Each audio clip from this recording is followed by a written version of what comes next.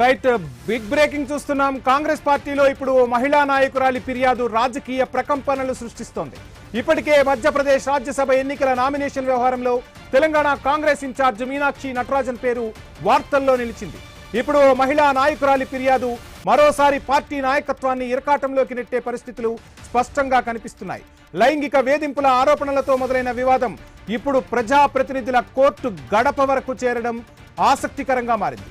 అసలు ఈ వ్యవహారం కాంగ్రెస్ కు ఎంత ఇబ్బందిగా మారే అవకాశం ఉంది, రాజకీయంగా ఎలాంటి ప్రభావం చూపనుంది అనేది పెద్ద చర్చగా మారింది. ఇక ఓ మహిళా కాంగ్రెస్ నాయకురాలు చేసిన ఆరోపణలు ఇప్పుడు తెలంగాణ కాంగ్రెస్ లో చర్చనీయాంశంగా మారాయి. తనపై లైంగిక వేధింపులకు పాల్పడ్డారంటూ కుంభం శివకుమార్ రెడ్డిపై ఆమె గతంలోనే పార్టీ అధిష్టానానికి ఫిర్యాదు చేశారు. అయితే తన ఫిర్యాదుపై సరైన స్పందన రాలేదని భావించిన బాధితురాలు న్యాయ పోరాటానికి దిగారు. మొదట నాంపల్లి కోర్టును ఆశ్రయించిన ఆమెకు ఈ కేసు తమ పరిధిలోకి రాదని, ప్రజాప్రతినిధుల కోర్టులో పిటిషన్ దాఖలు చేసుకోవచ్చని కోర్టు సూచించింది. దీంతో బాధితురాలు మరో అడుగు ముందుకేసి ప్రజాప్రతినిధుల ప్రత్యేక కోర్టులో ప్రైవేట్ పిటిషన్ దాఖలు చేశారు. కేవలం కుంభం శివకుమార్ రెడ్డి మాత్రమే కాకుండా టీపీసీసీ అధ్యక్షుడు మహేష్ కుమార్ గౌడ్, తెలంగాణ కాంగ్రెస్ ఇన్ఛార్జ్ మీనాక్షి నటరాజన్, మంత్రి వాకిటి శ్రీహరి, పర్ణికారెడ్డి, డీసీసీ అధ్యక్షుడు ప్రశాంత్ రెడ్డి పేర్లను కూడా పిటిషన్లో చేర్చడం రాజకీయంగా ప్రాధాన్యతను సంతరించుకుంది. తన ప్రతిష్టకు భంగం కలిగించారని, తన ఫిర్యాదును నిర్లక్ష్యం చేశారని ఆరోపిస్తున్న బాధితురాలు బాధ్యులపై చర్యలు తీసుకోవాలని, తగిన నష్టపరిహారం ఇప్పించాలని కోర్టును కోరుతున్నారు. ఇక్కడే రాజకీయంగా కీలకమైన ప్రశ్నలు తలెత్తుతున్నాయి.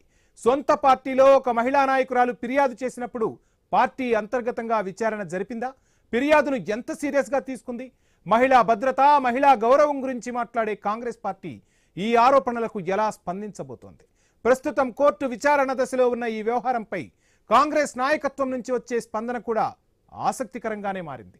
మొత్తానికి మహిళా నాయకురాలు ఫిర్యాదుతో మొదలైన వివాదం ఇప్పుడు తెలంగాణ కాంగ్రెస్ లో పలువురు కీలక నేతల మెడకు చుట్టుకునే రాజకీయ ఉచ్చుగా మారిందంటున్నారు విశ్లేషకులు. ప్రస్తుతం ఈ వ్యవహారం కాంగ్రెస్ పార్టీకి రాజకీయంగా అసౌకర్యం కలిగిస్తున్న అంశం, ఇందులో ఎటువంటి సందేహము లేదు. ఇక రాజకీయ విశ్లేషకులు కూడా ఇదే చెబుతూ ఉన్నారు. అసలు ఏం జరుగుతోంది, ఎందుకు ఇటువంటి అంశాలన్నీ తెరపైకి వస్తున్నాయి, మాట్లాడే ప్రయత్నం చేద్దాం. మనతో పిటిషనర్ ఉన్నారు. సో అమ్మా నమస్కారం. నమస్కారం అండి. సో మొత్తంగా నాంపల్లి కోర్టు సూచించినట్టుగా ప్రజా ప్రయోజనాలకు సంబంధించి ఆ కోర్టులో మీరు పిటిషన్ దాఖలు చేశారు. రకరకాల అంశాలు తెరపైకి వచ్చాయి. అసలు ఏంటి, లైంగిక వేధింపుల ఆరోపణ జరిగినప్పుడు ఆ ఆరోపణను కాంగ్రెస్ అధిష్టానం సీరియస్గా తీసుకుందా? అంతర్గత విచారణ ఏమైనా జరిగిందా? విచారణ జరగకపోవటం వల్లే మీరు బయటకు రావాల్సి వచ్చిందా? ఏంటి అసలు? 2022లో నేను 2022లో నేను పెట్టినప్పుడు కంప్లైంట్ పెట్టినప్పుడు నేను అది మీడియాలో కూడా వచ్చినప్పుడు కూడా మహా న్యూస్ లో డిబేట్ జరిగిన వెంటనే మహేష్ అన్న ఏం చేశారు, డిసిసి పదవి తీసేస్తున్నాము మేము అతన్ని అని చెప్పారు. సరే తీశారు. మళ్ళీ వాకిటి శ్రీహరి గారు, ఇప్పుడు మంత్రి గారైన వాకిటి శ్రీహరి గారు, అప్పుడు బీసీ, నేను ఒక బీసీని, సో ఆ బీసీ మళ్ళీ ఇష్యూ పెద్దగా అవుతుందని చెప్పి వాళ్ళు అతన్ని పెట్టారు, మార్చారు. ఓకే, అలా మీరు యాక్షన్ తీసుకున్నారు. నేను అడిగేదాన్ని ఒకటి ఏంటంటే, ఇవాళ మీరు మొన్న చూశారు 12వ రోజు 12th రోజు సుప్రీం కోర్టులో ఎప్పుడైతే మీనాక్షి గారు పెట్టారో అదే రోజు అంత ప్రెషర్ చేశారు కోర్టులో అంతా కూడా. ఫుల్ కంప్లీట్ గా లీడర్స్ తో అందరితో వంశీచంద్ర రెడ్డి గారు వచ్చారు. ఎవరిని బెదిరిద్దామని వచ్చారు, ఏం చేద్దామని వచ్చారు, కేసుని మీరు ఆ రోజే చూశారు. 4 ఏళ్లుగా నేను ఎప్పుడు ఏ మీడియాని అప్రోచ్ అవ్వలేదు. నేను హైకమాండ్ కి అందరికీ ఇన్ఫార్మ్ చేశా, రాహుల్ గాంధీ గారికి, ప్రియాంక గాంధీ గారికి అందరికి ఈమెయిల్స్ చేశాను, పోస్ట్ లో చేశాను, మల్లికార్జున ఖర్గే గారికి చేశాను. నాతో పాటు కొంతమంది ముఖ్యమైన వేరే స్టేట్ లో ఉన్న లీడర్స్ అందరు వాళ్ళు కూడా పంపించారు ఈమెయిల్స్. కానీ ఎటువంటి స్పందన లేదు కాబట్టే నేను ఏఐసిసి ఇన్ఛార్జ్ గా వచ్చిన మీనాక్షి నటరాజన్ గారి కంటే ముందు కూడా దీపాదాస్ మున్షి గారి దగ్గర కూడా వెళ్ళారు. మేడం, ఇతనికి టికెట్ ఇవ్వద్దు, ఇప్పటికే నా కేసు నీరుగారుస్తున్నారు, బెదిరిస్తున్నారు, భయపెడుతున్నారు, నన్ను అసలు కోర్టు దగ్గర అసలు ఎటువంటి యాక్షన్ లేదు. పోలీస్ వాళ్ళైతే కంప్లీట్ గా ల్యాక్ ఆఫ్ ఎవిడెన్స్ అని కేసు క్లోజ్ చేశారు. నేను అప్పుడు నాంపల్లిలో ప్రొటెస్ట్ వేసా 2023లో. ఆ తర్వాత అప్పుడు ఎలక్షన్స్ జరుగుతున్నాయి. అసలు చెప్పాలో చెప్పొద్దో తెలియదు, కానీ జ్యుడిషియల్ సిస్టమ్ కూడా నువ్వు వాంటెడ్ గా చేస్తున్నావు, అది చేస్తున్నావు అన్నారు. కానీ నేను నా ఆధారాలన్నీ చూసి మళ్ళీ జడ్జి గారు మీపై ఇంకొక ఆరోపణ కూడా వినిపిస్తుంది. అసలు మీరు కాంగ్రెస్ నాయకురాలే కాదు, కాంగ్రెస్ కు మీకు సంబంధమే లేదని చెప్తూ ఉన్నారు. ఏంటి అసలు, మీరు కాంగ్రెస్ నాయకురాలినే, నేను వాళ్లతో మాట్లాడాను అని చెప్పుకోవటానికి ప్రూవ్ చేసుకోవటానికి మీ దగ్గర ఉన్న ఆధారం ఏంటి? అయితే ఇప్పుడు నేను లేనని చెప్పడానికి వాళ్ళ ఆధారాలు చూపించమని చెప్పండి. నేను ప్రూవ్ నేను ఉన్నాను అని ఏం ప్రూవ్ చేసుకోమంటారు? ఎలా నేను ఓన్లీ ఆయన ఒక మాట చెప్పారు. ఎవరు? మహేష్ గౌడ్ అన్న కాల్ చేసి నిన్ను రేవంత్ రెడ్డి గారు దూరం ఉండమంటున్నారు పార్టీ నుంచి అన్నారు. అదే రెస్పెక్ట్ తో నేను మళ్ళీ కాళ్ళు పెట్టిన గాంధీ భవన్ లో అదే మాటతో గొడవ చేయాలి, ధర్నాలు పెట్టాలి అంటే నేను అప్పుడే చేసేదాన్ని. ఒక కంప్లైంట్ విషయమే కదా, అదర్వైజ్ నాది ఇంకేం అలిగేషన్స్ ఉన్నాయో అడగండి వాళ్ళు. నా మీద ఇంకేం అలిగేషన్స్ ఉన్నాయి? నేను పార్టీకి ఎక్కడన్నా వేరుగా ఎవరిదన్నా వేరే పార్టీ వాళ్ళతో కలిసానా, మాట్లాడానా, ఎలక్షన్స్ టైం ఎప్పుడైనా కుమ్ముక్కయ్యానా, ఏం చేశాను నేను? ఎందుకు నా మీద ఎలాంటి చర్యలు? మీ ప్రధాన ఆరోపణ ఎవరిపైన? కుంభం శ్రీనివాస్ రెడ్డి పైన? శివకుమార్ రెడ్డి, కుంభం శివకుమార్ రెడ్డి. యా, నేను అనేది ఏంటంటే మీకు ఇప్పుడు అక్కడ నేను కంప్లైంట్ చేశాను, మీరు పార్టీ నుంచి సస్పెండ్ చేయడంలో ప్రాబ్లం ఏంటి? అలా అక్కడ ఆయన సస్పెండ్ చేయక నన్ను పార్టీ నుంచి దూరం ఉండడంలో అర్థం ఏంటి? వాళ్ళని చెప్పమని చెప్పండి. మీరు పార్టీ నుంచి ఆమెను దూరం పెట్టడానికి రీజన్ ఏంటని అడగండి. నేను ఎప్పుడు కూడా పార్టీకి అగేన్స్ట్ గా ఒక మాట మాట్లాడలేదు, కంప్లైంట్ చేయలేదు, ఎక్కడ కూడా నేను మీడియాలో మాట్లాడలేదు. మొన్న కూడా వాళ్ళందరూ కలిసి అసలు కేసే లేదు అనడానికి, నా కేసు కోర్టులో నడుస్తున్నప్పుడు దట్స్ మై కేస్ రైట్, వీళ్ళందరూ మాట్లాడుతుంటే నా కేసు డ్యామేజ్ అవుతుంది. నేను 4 ఏళ్ళు కష్టపడి నేను తిరిగి చేస్తున్న దాన్ని మీరు అందరూ దౌర్జన్యం చేసి కోర్టు హాల్ ని మీ కంట్రోల్లో తీసుకొని ఏం చేద్దాం అనుకున్నారు? మీకు రక్షణ లేదంటారా? ఎక్కడ కూడా ఏమంటారు? మీకు ఎక్కడ రక్షణ లేదా? ఇప్పుడు మీడియాలో వచ్చిన తర్వాత నేను అసలు ఎప్పుడు ఇలా ఇలా ఇలా చూసుకోవాల్సి వస్తుంది. ఎవరు నన్ను ఎక్కడి నుంచి వస్తారో, ఎవరు ఏం చేస్తారో, ఇంత రోజు డైలీ నేను భయపడాల్సి వస్తుంది. బయటికి వెళ్ళాలంటే భయం వేస్తుంది. ఆ రోజు కూడా 12th రోజు కూడా ఇంటి దగ్గరే సెకండ్ హౌస్ దగ్గరే ఒక పోలీస్ వ్యక్తి ఉన్నాడు. అతనే ఇన్ఫర్మేషన్ ఇచ్చాడు, నేను ఇక్కడ నుంచి వెళ్తున్నాను. ఇప్పుడు నేను పోలీస్ వాళ్ళని నమ్మాలా నమ్మొద్దా? ఎవరు నమ్మాలి ఎవరు నమ్మొద్దా అర్థం కాని పరిస్థితిలో ఉన్నాను నేను. ఇప్పుడు మొన్న బాల్మూర్ వెంకట్ కూడా మాట్లాడారండి. ఏమని? టిఆర్ఎస్ వాళ్ళతో బిఆర్ఎస్ వాళ్ళతో తను కాంటాక్ట్ లో లేకపోతే వాళ్ళు పబ్లిసిటీ అంటే ఎవరు పబ్లిసిటీ చేశారు? నేను వాళ్ళకి పర్సనల్ గా ఎవరికన్నా మాట్లాడానా? ఎవరు మీడియాలో వస్తే ఎక్కడెక్కడ పెడుతున్నారో నాకు తెలీదు. బిఆర్ఎస్ లో ఆయన ఇప్పుడు కేటీఆర్ గారి పైన కూడా కంప్లైంట్ చేస్తాను నేను. ఆయన ఏమన్నారు? రేవంత్ రెడ్డి గారు దొంగ కేసు పెట్టిస్తే మీనాక్షి గారికి ఎఫెక్ట్ అయింది. దొంగ కేసు అని ఆయన మహిళల గురించి మాట్లాడతారు, కేసు దొంగ కేసు అని ఆయన ఎట్లా అంటారండి? ఒక విషయం స్పష్టంగా చెప్తారా? పిటిషన్ వేసిన సమయంలో మధ్యప్రదేశ్ కు సంబంధించిన ఒక మంత్రి పిఏ మిమ్మల్ని కలిశారు. ఆ మంత్రి ఎవరు? ఆ పిఏ నిజంగానే మిమ్మల్ని కలిశారా? మీరే ఆ అంశానికి సంబంధించిన లీకులు ఇచ్చారు. రకరకాల పరిణామాలు వినిపిస్తున్నాయి. ఇందులో వాస్తవం ఉందా? 1 సెకండ్, నేను ఒక క్లారిటీ ఇస్తాను. ఫస్ట్ ఆఫ్ ఆల్ నోటీసులు ఎవరికైతే ఇష్యూ అవుతాయో వాళ్ళ దగ్గర ఒరిజినల్స్ ఉంటాయి. కోర్టు దగ్గర ఉంటుంది, వాళ్ళ దగ్గర పిటిషనర్ దగ్గర ఉండదు, ఒరిజినల్ ఉండదు. అందరు ఏమన్నారు? ఒరిజినల్ కాపీ దొరికింది అన్నారు. సో ఇప్పుడు శివకుమార్ రెడ్డి, పర్ణికా రెడ్డి ఎవరైతే ఉన్నారో రెస్పాండెంట్స్ వాళ్ళందరూ 7 మెంబర్స్ దగ్గర ఉంటుంది. నేను పంపించింది గాంధీ భవన్ కి. ఎవరు? మీనాక్షి నటరాజన్ మ్యామ్ అడ్రస్ నాకు తెలియదు కాబట్టి అక్కడికి పంపించా. సో ఇప్పుడు పిసిసి ప్రెసిడెంట్ అయిన మహేష్ అన్న కూడా నేను అక్కడికే పంపించిన. సో వాళ్ళు అక్కడ ఎవరు తీసుకున్నారా, ఏం చేశారా నాకు తెలీదు. నన్ను కలిసిన వ్యక్తి మాత్రం మీరు నన్ను అడగడం కంటే మీరు సీసీ ఫుటేజీలు తీయించండి. గవర్నమెంట్ చెప్తే 6 నిమిషంలో వస్తాయి. సో వాళ్ళని తీయించమని చెప్పండి. నేను ఎవరితో మాట్లాడాను, ఎందుకు మాట్లాడాను, ఎవరు ఎందుకు కలిశారు, ఎంతసేపు మాట్లాడాము, మేమేమైనా ఇచ్చిపుచ్చుకున్నామా, ఏమైనా పేపర్లు ఫైల్స్ ఇచ్చుకున్నామా తెలుస్తుంది కదా కెమెరాలో. అది గేట్ దగ్గరే, ఎక్కడ బయట కూడా కాదు, గేట్ దగ్గరే జరిగింది. కాదమ్మా, చాలా మంది కాంగ్రెస్ లో మహిళా నేతలు ఉన్నారు, సీతక్క లాంటి వాళ్ళు ఉన్నారు. వీళ్ళు ఎవరినైనా కలిసే ప్రయత్నం చేశారా? మీ బాధను వాళ్ళకి వినవించుకునే ప్రయత్నం చేశారా? ఏమండి, నేను ఇది ఇంటింటికి తిరిగి అడుక్కోమంటారా? మీడియాలో వచ్చినప్పుడు వాళ్ళకి తెలుసు కదా ఎవరిది ఏం చేశారు ఏంటని. మీనాక్షి నటరాజన్ మ్యామే వాట్సాప్ లో చాట్ ఉంటే కూడా కోర్టులో పెట్టాడు. నేను అదే తను అంది, హీఈస్ ఆల్రెడీ సస్పెండెడ్ అని. నేనంటాను పదవులు తీసేసామని చెప్పారు. తీసేసిన వాళ్ళ ఇంట్లో మాత్రం 3 పదవులు ఇచ్చారు కదా, అతనికి ఒక పదవి తీశారు తీసేసిగా. వాళ్ళ ఇప్పుడు వాళ్ళ కోడలికి ఎమ్మెల్యే పోస్ట్ ఇచ్చారు, వాళ్ళ సిస్టర్ కి గవర్నమెంట్ వచ్చాక జిఐడిలో పోస్ట్ ఇచ్చారు. వాళ్ళంటే ఎవరు? వాళ్ళ పేరేంటి? ఇప్పుడు గవర్నమెంట్ లో ఎవరున్నారు వాళ్ళేనండి. ఇప్పుడు ఎవరి పేరెంట్ చెప్తాను, ఎవరు రికమెండ్ చేశారు, ఎవరేం చేశారో నాకు తెలియదు. రైట్, ఇప్పుడున్న పొజిషన్ నేను అబద్ధం చెప్తే మీరు వెళ్ళి చెక్ చేసినా మీకు తెలుస్తుంది. ఇప్పుడు మహేష్ అన్న ఏమంటారు? అవును అతన్ని మేము తీసేసాము, ఎమ్మెల్యే టికెట్ ఇవ్వలేదు శివకుమార్ రెడ్డికి అన్నారు. సరే అతనికి ఇవ్వలేదు, బట్ ఇంట్లోనే ఉంటారు కదా, పక్కన పక్కనే కదా ఉండేది. వాళ్ళ సిస్టర్ కదా ఇప్పుడు పర్ణికారెడ్డి ఎమ్మెల్యే టికెట్ ఇది ఇచ్చారు కదా. సరే మళ్ళీ వాళ్ళ సిస్టర్ కూడా ఇప్పుడు ఐఏఎస్ ఆఫీసర్, తను జిఐడిలో జాయిన్ సెక్రటరీ ఇచ్చారు కదా. మరి ఇంట్లో అన్ని అకామిడేట్ చేస్తున్నప్పుడు నన్ను ఎందుకు పార్టీ నుంచి దూరం చేశారని అది ఎవరు అడగట్లేదే. రైట్, మాట్లాడదాం అమ్మ, ఈ అంశం గురించి మాట్లాడదాం. ఒకసారి బ్రేక్ తీసుకుందాం. స్టేట్ చేయండి.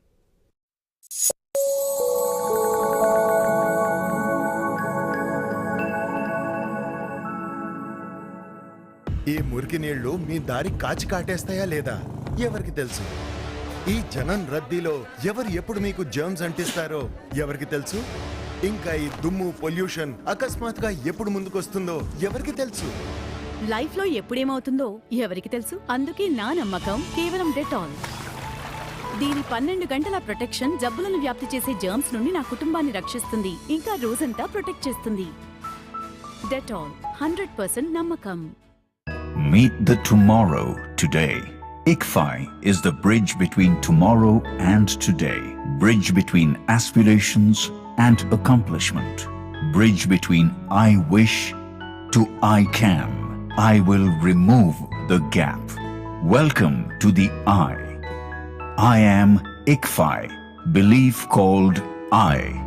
I can fly above imagination.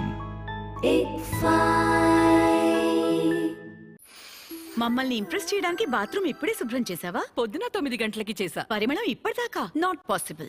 Possible. కొత్త thick Lysol fresh and clean bathroom cleaner ఇస్తుంది 10 రెట్లు శుభ్రత, ఇంకా 12 గంటల వరకు నిలిచే పరిమళం. కొత్త Lysol fresh and clean bathroom cleaner. Harpic పేరు వినే ఉంటారు, కానీ హార్పిక్ నా టాయిలెట్ కోసం కాదు. ఎందుకు?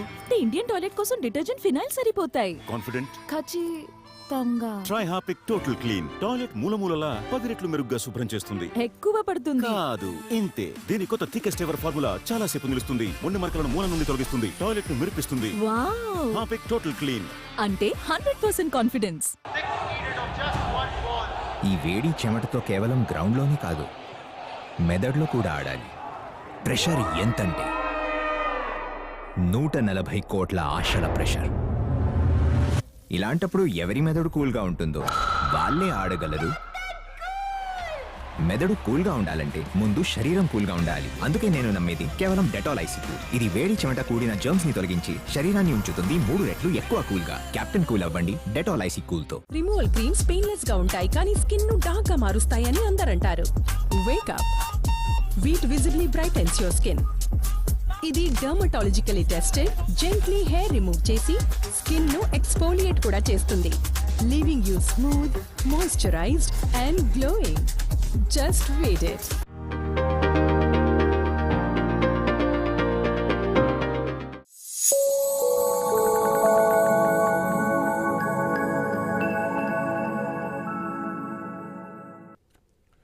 రైట్, ఇక కాంగ్రెస్ పార్టీలో మహిళా నాయకురాలి ఫిర్యాదు రాజకీయ ప్రకంపనలు సృష్టిస్తోంది. ఇప్పటికే మధ్యప్రదేశ్ రాజ్యసభ ఎన్నికల నామినేషన్ వ్యవహారంలో తెలంగాణ కాంగ్రెస్ ఇన్ఛార్జి మీనాక్షి నటరాజన్ పేరు వార్తల్లో నిలిస్తే ఇప్పుడు మహిళా నాయకురాలి ఫిర్యాదు మరోసారి పార్టీ నాయకత్వాన్ని ఇరకాటంలోకి నెట్టే పరిస్థితులు కనిపిస్తున్నాయి. లైంగిక వేధింపుల ఆరోపణలతో ఈ వివాదం మొదలైంది. ఇప్పుడు ప్రజాప్రతినిధుల కోర్టు గడప వరకు చేరడం ఆసక్తికరంగా మారింది. అసలు ఈ వ్యవహారం కాంగ్రెస్ కు ఎంత ఇబ్బందిగా మారే అవకాశం ఉంది? రాజకీయంగా ఎలాంటి ప్రభావం చూపనుంది? బాధితురాలు ఏ న్యాయం కోరుతున్నారు? మాట్లాడే ప్రయత్నం చేద్దాం. అమ్మ, చూస్తున్నాం మీరు చెప్తున్నట్టుగా నాకు న్యాయం జరగాలని చెప్తున్నారు. ప్రజాప్రతినిధుల కోర్టులో అయినా మీకు న్యాయం జరిగే అవకాశాలు కనిపిస్తున్నాయా? ఆ విధంగా పరిస్థితులు ఉన్నాయా అక్కడ? ఇప్పుడు మొన్న 12వ తేదీ రోజు జరిగిన ఇన్సిడెంట్ తర్వాత అక్కడ కూడా నాకు భయం వేస్తుంది. ఏంటంటే మా అందరి కళ్ళ ముందర జరిగింది. కోర్టు హాల్ వాళ్ళ కంట్రోల్లో తీసుకున్నప్పుడు, కోర్టునే సెకండ్ ఫ్లోర్ కంప్లీట్ గా తీసుకున్నప్పుడు, ఇప్పుడు అక్కడ వెళ్ళిన తర్వాత అక్కడెంత ప్రెషర్ చేస్తారో. అండ్ ఇంకొక విషయం చెప్పాలి ఏంటంటే, మీనాక్షి నటరాజన్ గారి పిఏగా ఉంటారు అడ్వకేట్, ఆయన సంతోష్ గారు. ఆయన కాంగ్రెస్ పార్టీలో కూడా పోస్ట్ లోనే ఉన్నారు ఏదో. సో అతను మొన్న సెక్షన్ ఆఫీస్ లో కూర్చొని టైప్ చేసుకుంటున్నాడండి docket order. Is doing it on his own. అంటే ఇక జడ్జిలు ఇంకా అవసరం లేదు కదా, ఆయనే చేసేస్తాడు. ఇంకా అంత డాకెట్ ఆర్డర్ డిక్టేట్ చేయడం వాళ్ళు ఇంకా అవసరం లేదు. ఇలా వీళ్ళు చేస్తూ ఉంటే నాకు న్యాయం ఎలా దొరుకుతుంది చెప్పండి? మళ్ళీ పైపెచ్చు నన్ను అంటారు పార్టీలో లేనని. నేను పార్టీలో ఉండకపోవడానికి నేను చేసే తప్పేంటి?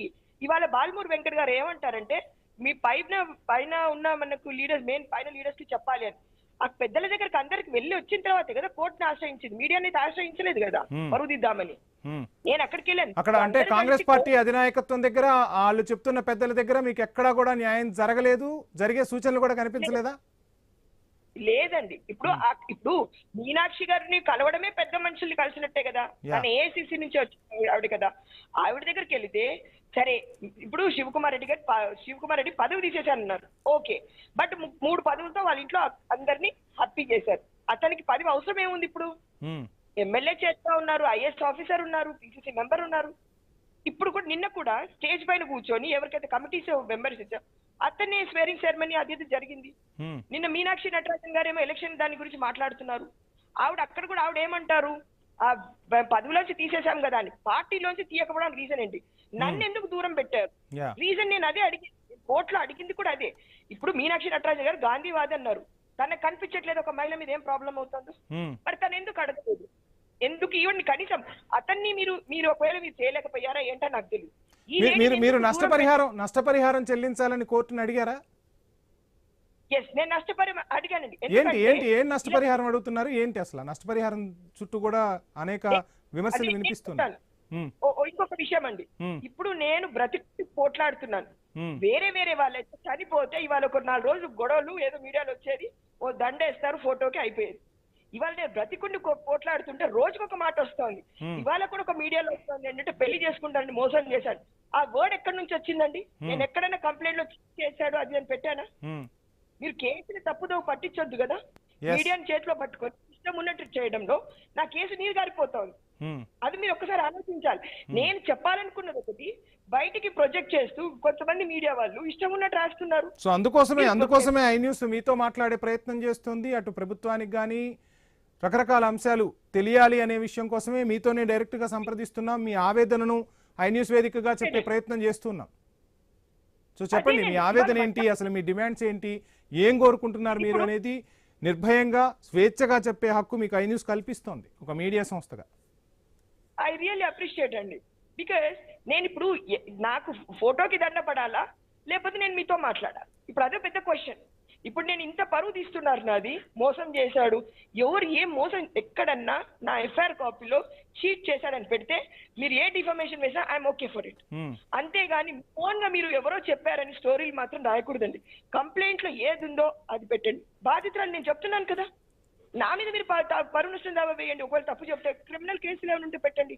అంతేగాని వాళ్ళు బెదిరింపులు వాళ్ళందరూ బెదిరిస్తున్నారండి. మీరందరూ కూడా చేస్తే నేను ఎక్కడికి వెళ్ళాలి? ఎలా న్యాయం వస్తుంది? న్యాయం దొరుకుతుంది నాకు మీడియాలో మాట్లాడే అలవాట్లేదు, నిజంగా చెప్తున్నా. ఎప్పుడు కూడా మీరు రికార్డ్స్ లో తీయొచ్చు, ఎప్పుడు కూడా మాట్లాడాల. This is the first time to protect my case have come out, otherwise I wouldn't have come out. So ఏంటి మీ ఫైనల్ డిమాండ్ ఏంటి, అసలు ఏం కోరుకుంటున్నారు మీరు? నేను ఒకటే అంటున్నానండి, మీరు పదవి తీసాను అంటున్నారు కానీ పదవి 3 అన్నప్పుడు మహేష్ అన్న కూడా నిన్న ఒక మీడియాలో పసలేదు కేసులో అంటారు. ఏం పసండి, ఏం భాష అండి, ఏం పస కావాలి కేసులో? ఎలా కనబడుతున్నాను? ఇలాంటి మాటలు పడుతున్నాననే నేను హ్యూమిలేషన్ కి పోతున్నాను. నన్ను సొసైటీలో ఎక్కడ కూడా ఎవరు అసహ్యంగా చూస్తున్నారు. ఈ కేసులు ఏంటి, ఇవన్నీ ఏంటి అని అది తేలనివ్వట్లేదు. తొందరగా ప్రెషర్లు వేస్తున్నారు అందరి మీద. ఎలా మరి నేను బ్రతికారు? అందుకే హ్యూమిలేషన్. నన్ను వీళ్ళందరూ ఇప్పుడు నేను వాకిటి శ్రీహరి గారిని ఒకటే అడుగుతాను, మంత్రి గారు మీరు బీసీ లీడర్ అంటారు, బీసీ మిమ్మల్ని ఒక రెడ్డికి అక్కడ ఉన్న ఇబ్బంది పెడతాను తీసి మిమ్మల్ని డీసీసీగా పెట్టారు. మీరు క్రమశిక్షణ చర్యలు ఏం తీసుకోవాలి చెప్పండి? తీసుకోవాలా లేదా? డీసీసీ పరిధిలో ఉందా? కలిసారా మీరు వాకిటి శ్రీహరి గారిని కలిసి మీ ఆవేదన చెప్పారా? ఆయనకు అన్ని చెప్పాను. నేను కలవలేదు, కాకపోతే నేను వాట్సాప్ లో పెట్టాను. ఆ చాట్ అంతా తీసుకుని కోర్టులో పెట్టా. నేను ఏది వితౌట్ ఎవిడెన్స్ పెట్టలా. నేను అందరినీ అప్రోచ్ అయింది. కోర్టు కూడా ఏమడుగుతుందంటే ఫస్ట్ ఆఫ్ ఆల్ మీరు మీ వాళ్ళకి మీ పార్టీలో ముందు చెప్పుకున్నారా? అక్కడ జరగలేదు. పోలీస్ కంప్లైంట్ చేశారా? అక్కడ ఏం జరగలేదు. నేను అప్పుడు కోర్టు ఏం మనం వెళ్ళగానే ఎంటర్టైన్ చేయనండి. మీరు ఏదో ఉంటే మీరు డైరెక్ట్ మా దగ్గర రాదు, మీ ప్రొసీజర్ ఫాలో అవ్వండి, then you come to us అంటది. So I showed them. నేను అందరికీ చెప్పా. మీనాక్షి నటరాజన్ గారు ఇవాళ అంటున్నారు పదవి తీసానని. నిన్న పొద్దున కూడా మీడియాలో తను మాట్లాడుతుంది. నేను అంటున్నాను పదవి ఎందుకు, మీరు అతన్ని ఎందుకు పార్టీలోంచి తీయట్లేదు? తీస్తేనే కదా నాకు న్యాయం జరుగుతుంది. అప్పుడు ఎవరు కానీ ఫేర్ ఇన్వెస్టిగేషన్, ఫేర్ కేసు, నాకు కోర్టు నుంచి న్యాయం జరుగుతుంది. మీరు ఎంతసేపు ఇప్పుడు రూలింగ్ గవర్నమెంట్ లో ఉన్నాము, ఆ గవర్నమెంట్ సపోర్ట్ తో వీళ్ళు ఇంత దౌర్జన్యం చేస్తుంటే ఒక మహిళ అయిన తనకు కూడా అర్థం కాలేదంటే నేను ఎక్కడికి వెళ్ళాలి? గాంధీవాది. మరి అప్పుడు నా బాధ అర్థం కావట్లేదా? సో ఎప్పుడు అంటే ఈ గవర్నమెంట్ లోనేనా, గత గవర్నమెంట్ అంటే గత బీఆర్ఎస్ ప్రభుత్వం ఉన్నప్పుడు కూడా మీపై మీ పార్టీలో ఈ విధమైన విమర్శలు, ఈ విధమైన ఆరోపణలు, ఒక రకంగా లైంగిక ఆరోపణలకు సంబంధించి కూడా చర్చ వచ్చింది. ఆ ప్రభుత్వంలో ఉన్నప్పుడైనా పోలీసుల్ని సంప్రదించే ప్రయత్నం చేశారా, లేదంటే మీ పార్టీ పెద్దలకే చెప్పుకున్నారా? ఏమండి, శివకుమార్ రెడ్డి ఫ్యామిలీలో బీఆర్ఎస్ ఉన్నారు, అతని ఫ్యామిలీలో బీజేపీ వాళ్ళు ఉన్నారు, ఇప్పుడు డీకే అరుణ గారు ఉన్నారు బీజేపీ, రైట్? అప్పుడు బీఆర్ఎస్ నుంచి ఆమె గొంగిడి సునీత గారు ఉన్నారు. సో వాళ్ళ ఇంట్లోనే అందరు ఉన్నారు. ఇంక ఏ పార్టీలో నాకు ఏం న్యాయం జరుగుతుందండి? ఇవాళ బాలమూరు వెంకట్ మాట్లాడుతున్నారు ఏంటంటే, ఓ వేరే వాళ్ళని నువ్వు ప్రూవ్ చెయ్యి కోర్టులో, నేను ఎవరితో మాట్లాడాను ఏంటంటే. నువ్వు వేగ్గా మాట్లాడితే అందరు నన్ను ఎలా చూస్తారు, ఎంత చులకం చేస్తారు, చచ్చిపోమని చూస్తున్నారు వీళ్ళంతే. ఏదో ఇక ఇవన్నీ అనడం ఎందుకు, ఏదో ఎక్కడో ఇట్లా మనసు అంటే ఇలా బాధపడాలి, సూసైడ్ చేసుకొని పోవాలి, అదొకటే ఇంటెన్షన్. నేను అదే కోర్టులో పెట్టా. నాకు కనుక వేరే అప్లికేషన్ లేకపోతే ఎప్పుడో చేసుకొని చచ్చేదాన్ని. బట్ నాకు కూడా ఒక పర్సనల్ లైఫ్ ఉంది కదా, నాకు ఒక ఫ్యామిలీ ఉంది కదా, వాళ్ళ గురించి నేను బ్రతకాలి కదా. నేను బ్రతుకుతున్నందుకు వాళ్ళ ప్రాబ్లమ్స్ వస్తున్నాయి. చచ్చిపోతే ఈ పాటికి దండేసి కూర్చునే వాళ్ళు.